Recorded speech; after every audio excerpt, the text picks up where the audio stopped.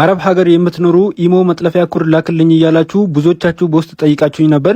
ታዲያ ለሁላችሁም መመለስ ስላልቻልኩኝ በዛሬ ቪዲዮዬ አረብ ሀገር ላይ ብቻ የሚሰራ ኢሞ መጥለፊያ ኮድ ከየት እንደምታገኙና እንዴት አስገብታችሁ በቀላሉ የፍቅረኞቻችሁንም ሆነ የፈለጋችሁትን ሰው ኢሞ በቀላሉ መጥለፍ እንደምትችሉ አሳያችኋለሁ። ታዲያ ይህንን ቪዲዮ አረብ ሀገር ላይ ላሉ እህት ወንድሞቻችሁ ቪዲዮውን ሼር አድርጉላቸው። ኮዱንም ለማግኘት በመጀመሪያ ወደ ፕሌይ ስቶር ትገቡና እዚህ ሰርች ቦታ ላይ ፍለክቲቭስ ብላችሁ በዚህ መልኩ ሰርች ታደርጋላችሁ። በመቀጠል ይህ አፕሊኬሽን ይመጣላችኋል። ይህንን አፕሊኬሽን ስልካችሁ ላይ ዳውንሎድ አድርጋችሁ ኦፕን ብላችሁ ወደ ውስጥ ትገባላችሁ። በመቀጠል አፕሊኬሽኑን በዚህ መልኩ ከከፈተላችሁ በኋላ አሁንም ከላይ ሰርች ቦታ ላይ ትሄዱና ኢሞ ፕሮ ብላችሁ በዚህ መልኩ ሰርች ታደርጋላችሁ።